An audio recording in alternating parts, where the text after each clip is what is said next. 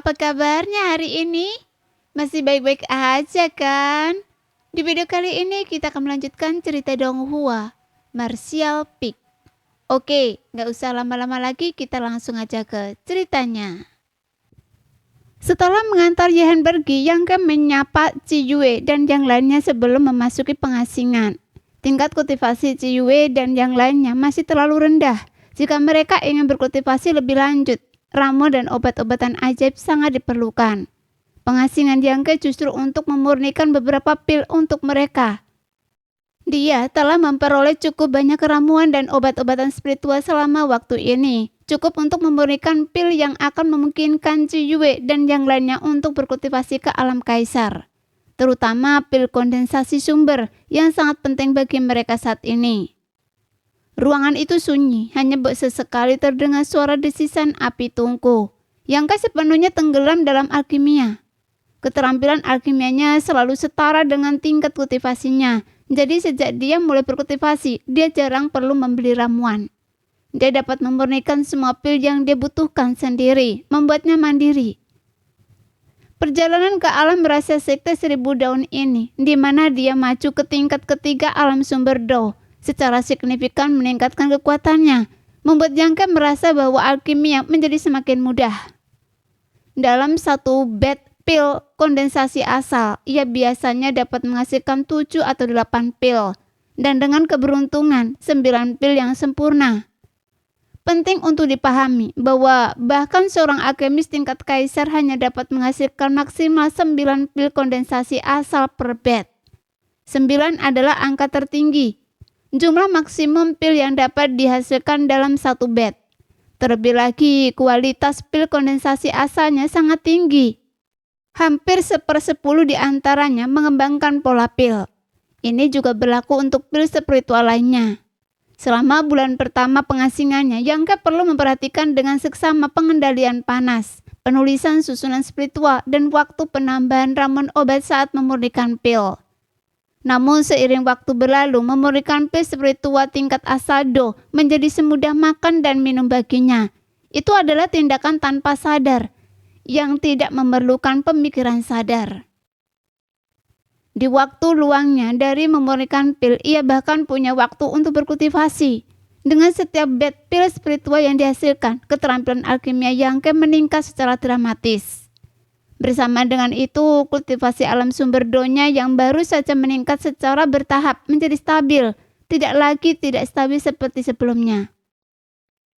Bulan kedua berlalu, dan dia telah menghabiskan semua ramuan dan obat spiritual tingkat sumber Do-nya, memurnikannya semua menjadi pil spiritual. Pada bulan ketiga, dia mulai menggunakan bahan obat tingkat kaisar untuk alkimia. Setelah bereksperimen dengan lebih dari 10 kelompok ramuan, dia akhirnya memurnikan satu kelompok pil spiritual tingkat kaisar kelas rendah. Munculnya kelompok pil spiritual tingkat kaisar kelas rendah ini menandakan bahwa keterampilan alkimia Yang Ke benar-benar telah mencapai tingkat seorang alkemis tingkat kaisar.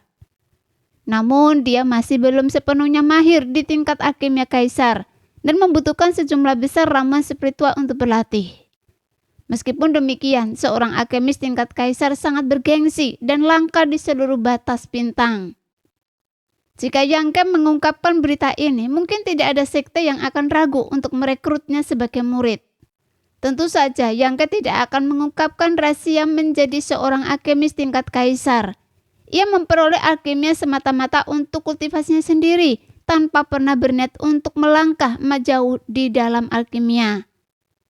Tingkat penguasaannya saat ini murni kebetulan. Seandainya ia direkrut oleh sekte besar, ia tidak akan punya waktu untuk kultivasi. Menghabiskan hari-harinya berurusan dengan ramuan obat dan memurnikan elixir untuk ramuan tersebut. Jika dipikir-pikir, suara surgawi alkimia Do yang ia alami di bintang utama persekutuan pedagang Heng Luo, bintang Sui Yue, adalah alasan mendasar mengapa ia menjadi seorang alkemis tingkat kaisar. Tanpa suara itu, ia tidak akan pernah mencapai tingkat ini. Suara surgawi alkimia Do itu yang diajarkan oleh Do surgawi itu sendiri memberinya banyak rahasia utama alkimia yang lahir dari awal waktu. Teknik pengumpulan pilnya saat ini, teknik pil mendalam 9 langit. tepatnya berasal dari pertemuan yang kebetulan itu. Setelah naik ke tingkat alkemis kaisar, Yang Ke mulai menggunakan kumpulan ramuan spiritual khusus untuk memberikan obat. Kumpulan ramuan khusus ini adalah yang ia peroleh di lembah langit kaisar di dalam alam rahasia sekte 1000 daun. Terdapat sejumlah besar ramuan spiritual dan karena mereka telah hidup di lembah kaisar surga selama bertahun-tahun, masing-masing telah menyerap niat dan esensi kekaisaran dari lembah tersebut. Ramuan yang dimurnikan dari ramuan dan buah-buahan ini pasti akan mewarisi niat dan esensi kekaisaran tersebut dengan sempurna. Dengan kata lain, mengkonsumsi ramuan ini akan memungkinkan seseorang untuk memahami sepenuhnya misteri mendalam dari niat kekaisaran dan rahasia esensi kekaisaran dari dalam keluar. Membantu para praktisi bela diri tingkat ketiga sumber Do untuk memahami alam kaisar yang mulia. Tapi efek ramuan itu sendiri bersifat sekunder. Baik Yang Ke maupun Hua Qingxi berada di tingkat 3 sumber Do, dan mereka sangat menginginkan ramuan khusus ini. Yang Ke menghabiskan setengah bulan untuk memurnikan semua ramuan dan buah-buahan menjadi ramuan. Membaginya menjadi beberapa bagian. Dia mengambil satu bagian untuk dirinya sendiri dan menyiapkan yang lainnya untuk Hua Qingxi dan yang lainnya. Hampir 4 bulan mengasingkan diri yang seluruhnya dihabiskan untuk memurnikan ramuan. Adalah yang pertama bagi Yang Ke. Sebelumnya pengasingannya adalah untuk kultivasi dan bahkan ketika dia sesekali memurnikan ramuan, itu tidak pernah selama itu. Setelah keluar dari pengasingan, Yang Ke memindai area tersebut dengan indera ilahinya dan menemukan bahwa Hua Qingxi dan yang lainnya telah menghilang tanpa jejak. Keberadaan mereka tidak diketahui. Namun energi spiritual yang pekat yang meresap di udara memberinya kekuatan. Dibandingkan dengan 4 bulan yang lalu, energi spiritual di dalam sekte 1000 daun tidak diragukan lagi, telah meningkat beberapa tingkat. Meskipun tidak dapat dibandingkan dengan alam mistik kecil miliknya sendiri atau energi spiritual di dalam alam rahasia, itu jelas merupakan peningkatan yang signifikan. Yang Ke menduga ini karena pintu masuk ke alam rahasia telah sepenuhnya terbuka. Ye Qinghan sebelumnya telah memberitahunya bahwa alam rahasia adalah sumber energi spiritual sekte 1000 daun. Pintu masuk yang disegel telah menyebabkan energi spiritual yang tidak mencukupi, menghambat kemajuan kultivasi para murid. Sekarang setelah Yang Ke memperbaiki susunan ruang interdimensi, Ye Hen secara alami segera membuka pintu masuk, memungkinkan energi spiritual di dalam alam rahasia untuk beredar ke dalam sekte. Dan ini hanyalah perubahan setelah beberapa bulan. Jika diberi lebih banyak waktu, energi spiritual mungkin menjadi lebih pekat lagi, membuat kultivasi menjadi lebih efisien bagi para murid. Fondasi sekte 1000 daun memang mengesankan. Jika bukan karena puluhan ribu tahun tidak aktif, sekte ini pasti mampu menyaingi sekte-sekte besar seperti Istana Ilahi Matahari Biru. Tepat saat itu, seberkas cahaya tiba-tiba menarik perhatian Yang Ke, terbang semakin dekat. Cahaya itu sangat cepat. Yang Ke hampir tidak menyadarinya ketika muncul di hadapannya. Ketika cahaya itu memudar, memperlihatkan sosok yang tersembunyi di dalam cahaya tersebut. Mata Yang Ke melebar karena takjub saat ia menatap ke depan. Berkas cahaya itu tak lain adalah seekor harimau putih murni. Harimau ini tinggi dan perkasa, memancarkan aura kesombongan dan keganasan yang membuat Yang Ke agak khawatir.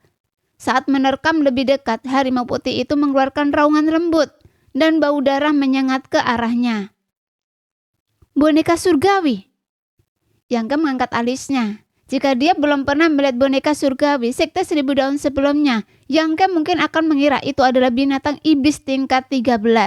Tetapi sekarang dia tahu bahwa harimau putih ini bukanlah makhluk hidup sama sekali, melainkan boneka surgawi. Kepala kecil Liu Yan mengintip dari punggung lebar harimau putih itu. Matanya membulat karena terkejut. "Tuan, Anda keluar dari pengasingan." Yang Ke meliriknya, wajahnya tegas. "Mengapa Anda menunggangi harimau putih milik orang lain ke sini?" Liu Yan cemberut. "Harimau putih kecil ini milik saya sekarang, jadi saya bisa menungganginya kemanapun saya mau." "Milik Anda?" Mata Yang Ke membulat, tetapi dia segera menyadari maksud Liu Yan. Dia langsung tersenyum lebar. "Bagus sekali." Dia telah mempertimbangkan bagaimana meminta Yehen beberapa boneka-boneka surgawi dari Sekte Seribu Daun, tetapi dia tidak menyangka Yehen akan begitu ramah. Bahkan sebelum dia meminta, Yehen sudah memberinya satu. Apa yang menjadi milik Liu Yan adalah miliknya. Tapi nama ini, kenapa Xiaobei lagi? Yang tiba-tiba teringat Mo Xiaoqi. Gadis kecil ini punya banyak hewan peliharaan, seperti Xiaobei, Xiaohe, Xiaohong, Xiaolan, Xiaohuang. Tapi dia tidak pernah serius memberi nama pada mereka. Dia bertanya-tanya apa yang dipikirkan hewan peliharaannya itu. Apakah semua gadis seperti ini? Liu Yan melompat turun dari punggung harimau putih itu, mendarat dengan ringan. Melihat Yang Ke menatap hewan peliharaannya dengan mata berbinar, dia segera menyiramnya dengan air dingin. Ini bukan harimau putih itu, ini yang lain. Hah? Yang Ke langsung kecewa. Kenapa Anda tidak menginginkan harimau putih itu? Meskipun dia tidak tahu level harimau putih yang dilihatnya terakhir kali, Yang Ke memperkirakan itu pasti boneka tingkat atas. Meskipun yang ini mirip penampilannya, itu jelas tidak sebagus yang itu. Liu Yan berkata, boneka surgawi 4 simbol adalah boneka surgawi berharga Sekte Seribu Daun, digunakan untuk menekan keberuntungan wilayah ini. Itu tidak bisa diambil. Yang Ke bertanya, lalu seberapa kuat boneka putih kecil ini? Di tingkat pertama alam kaisar, jika dipaksakan hingga batasnya. Jawab Liu Yan tanpa ragu. Bibir Yang Ke berkedut dan dia berkata, bukankah ada yang lebih kuat? Liu Yan berpikir sejenak dan berkata, iya. Setelah jeda dia menambahkan dengan lugas, tapi tidak ada yang secantik ini. Yang lain terlihat aneh dan saya tidak menyukai mereka. Apa gunanya cantik? Yang Ke marah. Kekuatan adalah raja. Wajah Liu Yan memerah dan dia mendengus. Jika saya memiliki wajah berjerawat dan membuat Anda jijik setiap hari, bagaimana perasaan Anda? Yang Ke terkejut sejenak dan setelah berpikir lama dia terdiam. Dia tiba-tiba merasa bahwa apa yang dikatakan Liu Yan sangat masuk akal. Lupakan saja, alam kaisar tingkat pertama sudah cukup. Lebih baik daripada tidak sama sekali. Yang Ke menghela nafas, merasa bahwa kesempatan besar seperti itu ada tepat di depannya. Namun Liu Yan telah melewatkannya. Jelas tidak realistis untuk meminta satu lagi dari Yehen sekarang. Dan Yang Ke tidak tega melakukannya. Yehen sudah sangat murah hati memberikan satu kepada Liu Yan. Liu Yan berkata, jangan remehkan, si putih kecil sangat cepat. Itu mungkin menyelamatkan hidup Anda suatu hari nanti. Yang Ke terkekeh. Saya ingin tahu mengapa Yehen memberi Anda ini. Karena saya menjelaskan seni pengendalian boneka kepadanya. Liu Yan tersenyum tipis. Tubuh boneka rohnya secara alami mampu mengendalikan semua boneka Sekte Seribu Daun. Dalam hal ini dia memiliki kualifikasi yang cukup untuk menjadi guru Yehen. Menyelamatkannya dari bertahun-tahun percobaan dan kesalahan. Yehen berterima kasih dan tentu saja memberinya satu. Bagaimana dengan yang lain? Mereka akan segera kembali. Mereka telah membantu Sekte Seribu Daun membangun kembali sektenya selama ini. Saat dia berbicara, Yang Ke melihat Ci Yue dan yang lainnya terbang ke arah mereka. Tak lama kemudian semua orang mendarat dengan selamat. Setelah melihat Yang Ke, mereka sangat gembira dan bergegas untuk menanyakan tentang pengasingannya. Yang Ke menjawab mereka satu persatu. Dia menemukan bahwa kultivasi Caihu juga telah pulih sepenuhnya. Naik dari alam Raja Kekosongan ke alam Sumber Do. Tampaknya racun mematikan di tubuhnya telah sepenuhnya dihilangkan. Di ruangan samping, Yang Ke, Ci Yue dan yang lainnya duduk melingkar, mendengarkan mereka menceritakan kembali peristiwa beberapa bulan terakhir. Sebenarnya tidak banyak yang bisa diceritakan. Sejak Qiu Ze memimpin anak buahnya untuk membuat masalah di Sekte Seribu Daun, hanya untuk kemudian dimusnahkan sepenuhnya. Berita mengejutkan itu menyebar dengan cepat. Sekte-sekte yang menderita kerugian besar dan kehilangan pasukan elit mereka semuanya dipenuhi rasa takut dan gelisah. Beberapa hari kemudian, sekte-sekte ini mengirim perwakilan untuk meminta perdamaian, mengalihkan semua kesalahan kepada yang telah meninggal, dan mengklaim bahwa mereka tidak tahu apa-apa tentang insiden tersebut. Ini tentu saja omong kosong belakang. Tidak ada orang waras yang akan mempercayai alasan seperti itu. Namun sekte-sekte ini membawa persediaan yang banyak. mengklaim itu untuk mengganti kerugian Sekte Seribu Daun dalam pertempuran itu dan menunjukkan kesediaan untuk tunduk. Jadi Yehen tidak mengejar mereka sampai akhir. Di masa lalu, Sekte Seribu Daun tentu tidak akan memiliki kekuatan atau kepercayaan diri untuk menaklukkan sekte-sekte ini. Tetapi sekarang, dengan munculnya boneka surgawi, sekte tersebut secara efektif memiliki beberapa ahli alam kaisar yang ditempatkan secara permanen di jajarannya. Siapa dalam radius 1 juta mil yang berani memprovokasi mereka? Yehen setelah mengabulkan permintaan mereka untuk tunduk kepada Sekte Seribu Daun, membebaskan mereka. Dengan kata lain, Sekte Seribu Daun sekarang adalah satu-satunya penguasa dalam radius 1 juta mil. Mudah dibayangkan bahwa setelah menduduki wilayah yang begitu luas, perkembangan Sekte Seribu Daun akan berkembang pesat. Apakah Istana Tianzhou juga mengirim orang? Tanya Yang Ke dengan curiga. Ciyue berkata, mereka telah tiba. Tetua ketiga Istana Tianzhou datang sendiri, membawa banyak hadiah. Mereka hanya takut ketua Sekte Ye akan melenyapkan mereka sepenuhnya. Yang Ke tersenyum sedikit. Apakah Qiu Yu bersedia? Qiu Ze adalah ayahnya dan dia meninggal di Sekte Qian Ye. Saya khawatir Qiu Yu tidak akan membiarkan ini begitu saja, kan? Qiu Zu berkata, apa yang bisa dia lakukan jika dia tidak mau? Untuk menjilat Sekte Qian Ye, Istana Tianzhou telah mengusir Qiu Yu dari sekte dan melumpuhkan kultivasinya. Sekarang dia bukan lagi tuan muda Istana Tianzhou, hanya seorang pria yang menunggu kematian. Yang Ke mencibir. Tetua ketiga Istana Tianzhou ini sungguh kejam. Yang Ke tidak tahu siapa tetua ketiga ini, tetapi dia menduga bahwa orang ini takut Qiu Yu akan membalas dendam di masa depan. Jadi dia langsung melumpuhkan kultivasi Qiu Yu dan mengusirnya dari Istana Tianzhou. Dapat dimengerti mengapa dia melakukan ini. Jika dia ingin melindungi Istana Tianzhou, dia hanya bisa menunjukkan kelemahan kepada Sekte Qian Ye. Qiu Yu adalah putra tunggal Qiu Ze. Ayahnya meninggal dari Sekte Seribu Daun, jadi wajar jika dia ingin membalas dendam atas kematian Qiu Ze. Mengingat beberapa bulan yang lalu, Qiu Yu berada di puncak kejayaannya, tetapi sekarang dia seperti anjing liar. Yang Ke tidak bisa menahan diri untuk tidak menghela nafas. Di jalan kultivasi, satu langkah salah dapat menyebabkan kehancuran total. Jika Qiu Ze dan kelompoknya tidak begitu agresif, bagaimana sekte-sekte itu bisa jatuh ke keadaan seperti ini? Yang Ke, ada sesuatu yang ingin saya bicarakan dengan Anda, kata Ai-Oh tiba-tiba. Apa itu? Yang Ke menatap mereka dengan penuh pertanyaan. Ciyue dan yang lainnya saling bertukar pandang. Gu Changyun berkata, kakak, bicaralah. Guisu mengangguk lalu berkata, begini, kami telah berdiskusi singkat dan ingin bergabung dengan Sekte Seribu Daun. Kami ingin tahu pendapat tetua sekte. Kalian ingin bergabung dengan Sekte Seribu Daun? Yang Ke mengangkat alisnya. Leluhur hantu berkata, benar, dan ketua Sekte Ye pernah menyebutkan ini kepada kami sebelumnya, tetapi kami tidak setuju karena Anda belum keluar dari pengasingan. Kami hanya ingin menanyakan pendapat Anda.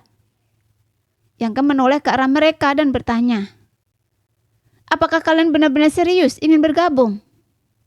Ciyue tersenyum getir dan berkata, sejak memasuki alam bintang, kami telah menderita dinginnya dunia. Kami pernah berpikir untuk bergabung dengan sekte sebelumnya, tetapi kami tidak memiliki kekuatan maupun koneksi, jadi kami tidak bisa masuk. Sekarang ketua Sekte Ye telah mengundang kami secara pribadi, jadi kami tidak ingin melewatkan kesempatan ini. Gu Changyun berkata, ketua Sekte Yang, Anda juga belum pernah bergabung dengan sekte, jadi Anda pasti tahu kesulitan berkultivasi sendirian. Saya mengerti. Yang Ke mengangguk. Meskipun perjalanannya relatif lancar, dia tentu saja tidak memiliki berbagai kemudahan seorang murid sekte. Dapat dimengerti bahwa Ciyue dan yang lainnya ingin bergabung dengan Sekte Seribu Daun. Setelah berpikir sejenak, dia berkata, ini adalah hal yang baik. Undangan pribadi ketua sekte menunjukkan ketulusannya. Karena kalian semua tertarik, ada baiknya kalian tetap tinggal. Dia telah mempertimbangkan bagaimana cara menempatkan leluhur hantu dan yang lainnya di masa depan. Awalnya ia mempertimbangkan untuk membawa mereka ke istana Ilai Qingyang. Tetapi karena ia tidak terlalu penting di sana, tidak pantas untuk dengan gegabah meminta Wei Zhan untuk menerima mereka. Meskipun Yangke tahu, Wei Zishan tidak akan menolak jika ia meminta. Bergabung dengan istana ilahi Qingya melalui koneksi tentu akan dipandang rendah. Istana ilahi Qingyang bukanlah sekte kecil, namun undangan Yehen mengejutkannya. Sekte 1000 daun saat ini sangat membutuhkan tenaga kerja dan memiliki masa depan yang cerah. Mempertahankan Ci Yue dan yang lainnya di sana bukanlah ide yang buruk. Berdasarkan perbaikannya terhadap pintu masuk alam rahasia dan pengembalian teknik dan seni rahasia yang hilang di sekte 1000 daun, Yehen pasti tidak akan memperlakukan teman-temannya dengan buruk di masa depan. Anda setuju? Tanya Ci Yue. Yangke tersenyum dan berkata, ini adalah urusan para senior, mengapa harus tidak setuju? Dan Anda? Kemana Anda akan pergi? Tanya Aio menatapnya. Yangke berpikir sejenak lalu berkata, saya ingin pergi mencari Xiao-Xiao. Dari para sahabat yang datang dari wilayah bintang asalnya, semua kecuali Wudo yang telah gugur telah ditemukan. Tetapi keberadaan Xiao-Xiao tidak diketahui. Yangke sangat khawatir, dia tidak akan tenang sampai dia menemukannya. Bagaimana cara Anda menemukannya? Ci Yue sedikit merutan kening. Saya tidak tahu, mungkin saya akan pergi ke sekte matahari kuning dan mencari Yin Lenseng. Mungkin dia tahu beberapa petunjuk. Ketika mereka keluar dari lorong cahaya bintang itu, Yangke dan Liu Qianyun dari wilayah bintang gurun besar mendarat di dekat sekte bulu biru dan kemudian dipaksa untuk bergabung. Ci Yue dan yang lainnya mendarat di dekat kota Bango Surgawi. Menilai dari ini, Xiao-Xiao mungkin bersama Yin Lenseng yang juga berasal dari wilayah bintang gurun besar. Menemukan Yin Lenseng mungkin akan mengarah pada petunjuk tentang Xiao-Xiao. Dia ingin Yin Lenseng mengatakan bahwa dia adalah murid sekte mata air kuning. Ada sekte mata air kuning di wilayah bintang gurun besar dan ada juga sekte mata air kuning di batas bintang. Tetapi dia tidak yakin di mana sekte mata air kuning di batas bintang berada. Jadi dia perlu menyelidiki lebih lanjut. Anda harus berhati-hati, King Luo dan yang lainnya masih menunggu Anda. Ci Yue memperingatkan dengan sungguh-sungguh. Mereka pernah bertemu Yin Lenseng sebelumnya dan tahu bahwa sekte mata air kuning adalah sekte yang cukup besar di batas bintang. Yangke dan Yin Lenseng telah menyimpan dendam di lorong cahaya bintang. Dan jika mereka bertemu lagi, yang terakhir pasti tidak akan membiarkannya begitu saja. Terlebih lagi, Yin Lenseng tahu bahwa Yangke adalah seorang penguasa bintang dan ingin merebut asal bintangnya. Asal bintang adalah hal yang langka di batas bintang, mampu membantu para praktisi bela diri memahami kekuatan hukum. Semua orang menginginkannya. Saya mengerti. Yangke tersenyum tipis. Demi mereka, saya tidak akan pernah mempertaruhkan nyawa saya. Setelah itu, Yangke mengeluarkan semua ramuan yang telah ia sempurnakan baru-baru ini dan memberikannya kepada Ci Yue dan yang lainnya, meninggalkan mereka sejumlah besar kristal sumber. Ini adalah hal-hal yang sangat dibutuhkan Ci Yue dan yang lainnya. Meskipun mereka tahu Yangke mungkin sedang dalam keadaan baik, mereka tetap sangat terkejut bahwa ia telah mengeluarkan begitu banyak ramuan dan kristal sumber. Ingat kembali setahun yang lalu untuk membeli pil kondensasi sumber. Mereka berkelana ke berbagai tempat berbahaya, melawan monster untuk mendapatkan kristal sumber, dan kemudian menggunakan kristal sumber untuk membeli pil kondensasi sumber. Meskipun demikian, mereka hanya bisa membeli beberapa lusin pil setiap kali. Puluhan pil kondensasi asal ini harus dibagi di antara beberapa orang. Artinya, setiap orang akan menerima kurang dari 10 dan akan habis dalam beberapa hari. Setelah itu, mereka harus kembali berburu binatang iblis. Sebuah siklus yang tak berujung. Tapi sekarang, Yangke telah mengeluarkan jauh lebih banyak dari beberapa ribu pil kondensasi asal. Jumlah pil spiritual yang begitu besar cukup bagi mereka untuk mengubah semua kekuatan mereka menjadi kekuatan asal. Ada juga berbagai pil spiritual dan ramuan lain untuk kultivasi. Banyak di antaranya telah mengembangkan pola pil. Cai Hu sangat terkejut. Baru menyadari bahwa keterampilan alkimi Yangke begitu tinggi. 1 jam kemudian, Yangke pergi mengunjungi Yehen. Yehen tampaknya sedang mengasingkan diri, tetapi setelah mengetahui kedatangan Yangke, dia sangat senang keluar dari pengasingannya untuk menyambutnya. Setelah keduanya duduk, Yehen buru-buru berkata, seharusnya saya yang pergi untuk memberi hormat kepada Tuan Mudayang, tetapi saya tidak menyangka Anda datang sendiri. Saya minta maaf atas kekurangan ajaran saya. Yangke tersenyum tipis dan berkata, Ketua Sekte Y, Anda terlalu baik. Dia memerintahkan seseorang untuk menyajikan teh, lalu Yehen bertanya, saya ingin tahu apa yang membawa Tuan Muda yang kemari untuk menemui saya. Meskipun Sekte Seribu Daun telah menjadi kekuatan dominan di daerah ini dan status Yehen telah meningkat sesuai dengan itu, dia tetap tidak menjadi sombong. Di depan Yangke dia tetap rendah hati seperti biasanya. Melihat ini Yangke tahu bahwa Yehen jelas bukan tipe orang yang akan melupakan kebaikan. Dan dia sangat lega bahwa Ciyue dan yang lainnya telah memilih untuk tinggal di sini. Saya tidak akan berani memberi perintah. Tetapi para senior saya mengatakan bahwa mereka ingin tinggal di Sekte Seribu Daun. Saya datang ke sini hari ini untuk meminta ketua Sekte Y untuk menjaga mereka di masa depan. Kata Yangke dengan hangat. Yehen tertawa terbahak-bahak dan berkata, Tuan Muda Yang, Anda terlalu baik. Sekte Seribu Daun dapat bangkit kembali sepenuhnya berkat upaya Anda seorang diri dalam membalikkan keadaan. Apalagi menjaga mereka. Bahkan jika Anda menginginkan posisi saya sebagai pemimpin sekte, saya tidak akan ragu. Orang tua ini, apakah dia bahkan berpikir untuk menjadikan saya menantunya? Yangke berpikir dalam hati, melambaikan tangannya dan berkata, saya tidak akan tinggal karena saya ada urusan lain. Yehen tidak bereaksi banyak terhadap hal ini. Mungkin kata-katanya sebelumnya hanyalah ujian terakhir. Dia tertawa terbahak-bahak dan berkata, kalau begitu saya tidak akan mengatakan apa-apa lagi. Saya hanya berharap Tuan Muda yang memiliki waktu luang untuk lebih sering mengunjungi Sekte Seribu Daun. Seluruh Sekte Seribu Daun akan menyambut Anda dengan tangan terbuka. Dengan Ciyue dan yang lainnya tinggal di sini, Yangke tentu tidak akan menolak. Yangke memiliki potensi yang sangat besar. Membina hubungan baik dengannya jelas merupakan hal yang tepat untuk dilakukan. Meskipun Yehen sudah tua, wawasannya tajam, dan dia secara alami memahami prinsip ini. Tentu saja.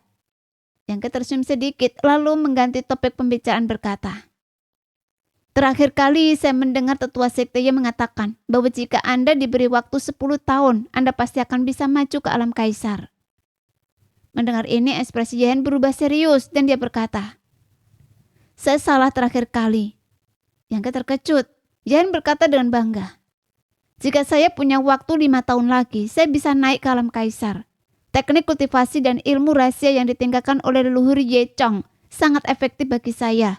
Semakin saya memahaminya selama waktu ini, semakin saya merasa telah memperoleh banyak hal. Jika saya bisa sepenuhnya memahaminya, saya mungkin bahkan tidak membutuhkan 5 tahun. Sayang sekali. Pada titik ini dia menghela nafas. Saya tidak tahu apakah tubuh saya bisa bertahan selama itu.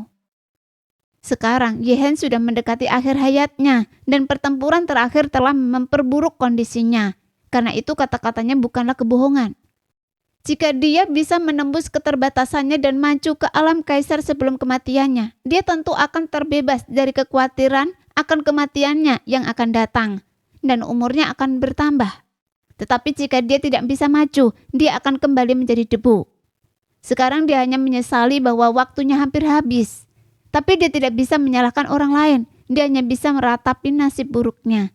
Jika dia bertemu Yangke beberapa tahun sebelumnya, dia mungkin sudah menjadi ahli alam kaisar. Yangke membalikkan tangannya, mengeluarkan kotak giok, dan perlahan mendorongnya di depan Yehen sambil berkata, pil spiritual ini seharusnya bisa membantu ketua sekte Y. Ini? Yehen menatap Yangke dengan curiga, bertanya-tanya mengapa dia tiba-tiba mengeluarkan pil spiritual untuknya. Namun dia jelas tahu Yangke adalah seorang alkemis, jadi dia tidak berani lalai dan dengan cepat mengambilnya, membuka kotak giok itu. Di dalam kotak giok sebuah ramuan seukuran buah longan, berkilauan dengan aura yang tak dapat dijelaskan, menarik perhatiannya. Aroma lembut tercium ke arahnya dan Yehen menghirup aroma itu sesaat terkejut. Tanpa alasan yang jelas mereka seolah-olah ia menjadi jauh lebih muda. Jadi ia berseru, Tuan Muda Yang, ramuan macam apa ini? Meskipun ia belum pernah melihat ramuan seperti itu sebelumnya, aromanya saja telah memberinya sensasi seperti itu, menunjukkan bahwa ramuan ini benar-benar luar biasa. Terlebih lagi, Yangke bahkan dapat memurnikan benda yang menentang langit seperti pil Taimyo. Bagaimana mungkin kemampuannya kurang? Saya ingin tahu apakah ketua sekte Y pernah mendengar tentang pil pembalik waktu? Tanya Yangke dengan tenang. pil pembalik waktu? Yehen mengangkat alisnya, lalu tubuhnya bergetar hebat sambil berseru. Ini pil pembalik waktu. Dilihat dari reaksinya, ia jelas tahu tentang pil pembalik waktu.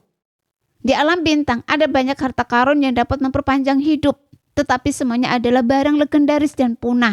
Apalagi Yehen, yang baru berada di tingkat ketiga alam sumber Do, bahkan mereka yang berada di alam kaisar pun tidak dapat memperolehnya. Mengetahui waktunya sudah dekat, Yehen mempertimbangkan untuk mencari ramuan keabadian, tetapi dia tidak memiliki petunjuk sama sekali. Dan bahkan jika dia memilikinya, ramuan itu tidak akan tersedia untuknya.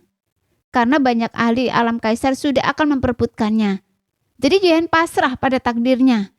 Menghabiskan waktunya dalam pengasingan mempelajari teknik dan seni rahasia yang telah dia peroleh kembali. Dia berharap untuk menembus keterbatasannya dan maju ke alam kaisar sebelum kematiannya. Atau setidaknya meninggalkan wawasannya untuk Ye Qinghan, membantunya menghindari beberapa jebakan. Tetapi sekarang, pil pembalik waktu diletakkan di hadapan Yehen. Dia telah meneliti secara menyeluruh ramuan keabadian apa yang ada di batas bintang dan mengetahui efek pil pembalik waktu. Sejujurnya, pil ini sebenarnya tidak memperpanjang umur. Efeknya terutama untuk memundurkan kondisi fisik penggunaannya selama beberapa dekade. Dengan kata lain, setelah meminum pil pembalik waktu ini, kondisi fisik Yehen akan kembali ke beberapa dekade sebelumnya, yang dapat dianggap sebagai bentuk perpanjang umur tidak langsung. Tentu saja, kemunduran ini memiliki keterbatasan yang signifikan. Ia tidak dapat menghilangkan luka yang diderita penggunanya. Jika luka dapat dikembalikan ke beberapa dekade yang lalu dan kemudian dihilangkan, efek pil pembalik waktu akan terlalu ajaib. Tapi pil pembalik waktu yang didapatkan Yang Ke memiliki efek setidaknya 50 tahun. Yehen hampir tidak percaya dia telah mengalami keberuntungan seperti itu. Dia telah meratapi kurangnya kesempatan, ambisinya yang tidak terpengaruhi. Ketika Yang Ke memberinya pil pembalik waktu, dia sangat gembira. Dia tidak meragukan Yang Ke karena tahu bahwa dia telah mengunjungi negeri 4 musim dan kuil waktu. Bahan utama pil pembalik waktu, buah pembalik waktu yang berasal dari sana. Yang Ke jelas telah memperoleh buah pembalik waktu, itulah sebabnya dia dapat memurnikan ramuan ini. Meskipun efek pil pembalik waktu hanya bertahan beberapa dekade, bagi Yehen dalam kondisinya saat ini, itu adalah ramuan terbaik di dunia. Dia rela membayar berapapun harganya, tapi Yang Ke memberikannya langsung kepadanya. Bukankah ini yang dimaksud orang dengan memberikan arang di tengah salju? Dengan pil pembalik waktu ini, apa yang perlu dia khawatirkan? Dia hanya perlu mengasingkan diri selama beberapa tahun dan kemudian mencoba menembus alam kaisar. Dia 90% yakin akan berhasil. Masa depan yang cerah terbentang di hadapannya seperti gulungan, dan dia sepertinya sudah melihat dirinya memimpin sekte 1000 daun kembali ke kejayaannya semula. Setelah beberapa saat diliputi emosi yang kuat, Yehen perlahan tenang, berdiri dan membungkuk dalam-dalam kepada Yang Ke. Yehen telah berulang kali menerima kebaikan besar dari Tuan Muda Yang, dan tidak ada cara untuk membalasnya. Dengan ini saya bersumpah bahwa saya Yehen dan seluruh sekte 1000 daun akan menganggap Tuan Muda Yang sebagai sahabat terbaik kami. Di masa depan, jika Anda meminta apapun, kami tidak akan pernah menolak. Jika saya melanggar sumpah ini, semoga saya dan keturunan keluarga Ye disiksa oleh iblis batin dan binasa terbakar. Yehen mengucapkan sumpah ini dengan sangat cepat dan tegas, tanpa sedikit pun ragu. Sebelum Yang Ke dapat bereaksi, dia telah menyelesaikan sumpah tersebut. Detik berikutnya, seolah-olah kekuatan tak terlihat menyerbu tubuh Yehen, meninggalkan jejak di lautan kesadarannya. Yang Ke berhenti sejenak, lalu tersenyum kecut. Ketua Sekte Ye, tidak perlu seperti itu. Dia tahu betul apa arti sumpah Yehen. Itu adalah sumpah besar iblis batin. Yehen telah bersumpah dengan landasan donya sendiri dan sama sekali tidak mungkin dia ingkari janjinya. Jika dia melanggarnya, dia akan benar-benar dihantui oleh iblis batin dan mati dengan mengerikan. Terlebih lagi, sumpah besar iblis batin ini bukan hanya tentang dirinya, itu juga melibatkan Ye Qinghan dan keturunan keluarga Ye di masa depan. Alasan utama Yang Ke mengeluarkan pil pembawa waktu untuk diberikan kepada Yehen adalah karena Ci Yue dan yang lainnya ada di sana. Meskipun boneka surgawi sekte 1000 daun sekarang dapat dikendalikan, Kelemahan terbesar sekte 1000 daun masih terletak pada kurangnya ahli tingkat kaisar untuk mengawasinya. Yang mau tidak mau membuat mereka rentan diremehkan. Mempertimbangkan perspektif Ciyue dan yang lainnya, Yang Ke juga berharap Yehen dapat maju ke tingkat kaisar dan melindungi mereka. Oleh karena itu, Yang Ke telah memurnikan buah pembawa waktu yang diperolehnya beberapa hari yang lalu menjadi pil pembalik waktu. Bertekad untuk memberikannya kepada Yehen. Siapa sangka dia akan menerima respon seperti itu dari Yehen. Yehen perlahan menggelengkan kepalanya dan berkata, Tuan Muda yang telah berbuat baik kepada keluarga Ye dan sekte 1000 daun. Apa salahnya jika saya hanya bersumpah? Tuan Muda Yang, yakinlah saya akan menjaga Ciyue dan yang lainnya dengan baik. Dan saya tidak akan membiarkan mereka kehilangan sehelai rambut pun. Kalau begitu, saya berterima kasih kepada ketua sekte Ye sebelumnya.